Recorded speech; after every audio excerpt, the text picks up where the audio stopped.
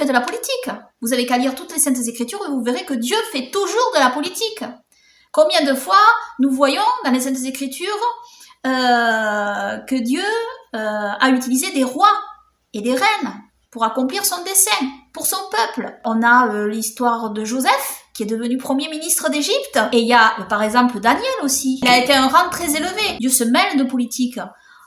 Et quand il change le cœur de Nebuchadnezzar, il se mêle de politique. Le roi David, le roi Salomon, c'est de la politique. Un fait important, c'est que certains chrétiens ne comprennent pas, malheureusement, c'est que si vous ne vous occupez pas de la politique c'est quoi? C'est l'affaire de la cité.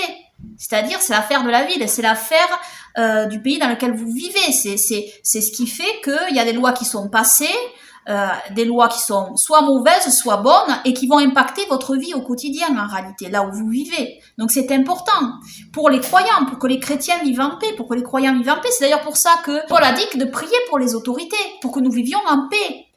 C'est la politique. La politique, si vous ne vous en occupez pas, elle s'occupera de vous. C'est très important, très important donc de se mêler de politique. Si les croyants se mêlent de politique, eh bien, ça va changer la politique. Il y a certains cas, il y a dans certaines circonstances, dans certains cas, les choses peuvent changer. Tout n'est jamais pareil avec Dieu. En fait, faire des règles générales, faire trop de généralités avec Dieu, c'est pas bon. Parce qu'à un moment donné, Dieu va vous demander aussi d'être flexible dans certaines circonstances et dans certaines situations. Il vous demandera de faire quelque chose pour une certaine circonstance, dans une certaine situation, à un certain moment donné. Et ça, il faut le faire à ce moment-là. Il faut pas être trop rigide avec Dieu non plus. Faut pas imposer des règles c'est pas la loi, hein. Je veux dire, c'est pas une loi de jamais voter non plus, quoi. Je veux dire.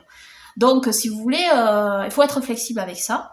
Et il faut suivre le Seigneur au moment où il vous dit de faire quelque chose, en fait. Hein. Et ça, c'est personnel. Les esprits mauvais prennent possession aussi de corps de chair. C'est-à-dire, ils entrent dans des personnes charnelles.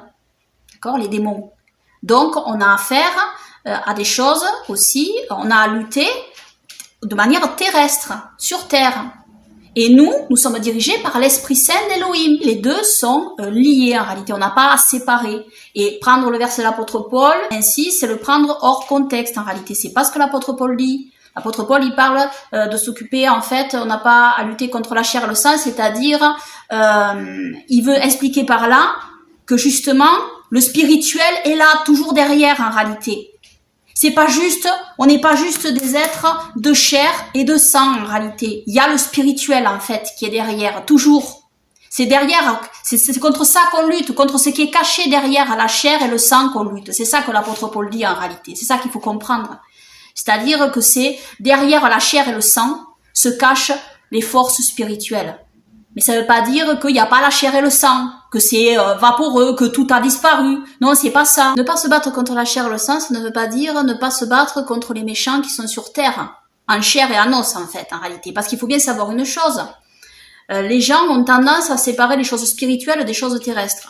Et ça, j'ai expliqué ça dans des études sur mon forum, que en réalité, il n'y a pas en fait cette séparation-là. D'ailleurs, on le lit très bien dans les Saintes Écritures. Le roi David, il a fait des guerres terrestres et c'était pourtant des guerres spirituelles.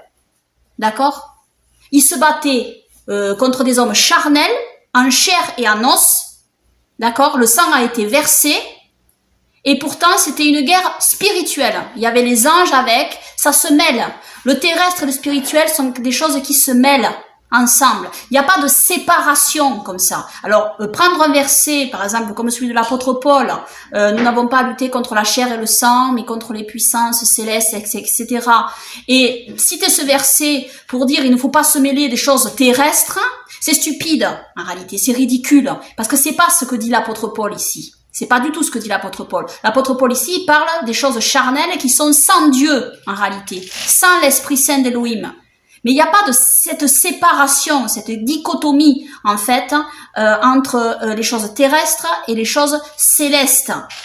C'est pas vrai, ça. Dieu se mêle des choses terrestres, sans arrêt tout le temps. Nous sommes sur terre, nous sommes des êtres de chair et de sang, et nous sommes aussi des êtres spirituels. Les deux sont mêlés. Nous sommes dans un corps de chair et notre esprit est dans un corps de chair. Donc le spirituel est dans un corps de chair, en réalité. Donc la chair et le spirituel sont des choses qui sont ensemble, imbriquées. Donc, vous n'allez pas vous couper en deux, en réalité, d'accord? C'est comme l'Israël spirituel et l'Israël charnel. Ça, c'est pareil. C'est la même idéologie ridicule prêchée par certains chrétiens. Il y a l'Israël spirituel et puis l'Israël... Non, on est charnel, on est spirituel. On n'a pas un pied à l'extérieur, un pied dedans, d'accord? On a les deux pieds à l'intérieur, ou alors on a les deux pieds dehors. On n'a pas un pied dedans, un pied dehors. Ça, c'est pas vrai, ça. C'est ridicule et c'est anti-scripturaire, en réalité. Donc, bien sûr que se mêler de politique, c'est important parce que Dieu se mêle de politique, d'accord? Donc, le monde spirituel fait partie de ces choses politiques, de ces choses, de ce combat qu'on a à mener contre les démons, qui se mêlent aussi de politique, d'accord? Les démons font de la politique, bien évidemment, et Dieu aussi fait de la politique. Donc, c'est un combat, c'est un jeu d'échecs entre le bien et le mal, et tout se mêle en réalité, d'accord? On est sur cette terre. On n'est pas juste comme ça un esprit. On est sur terre, en fait. Et donc, on a affaire à des gens sur terre. D'accord? Et donc, cette guerre spirituelle, elle a lieu sur terre. Voilà. Donc, on a à s'occuper des choses terrestres.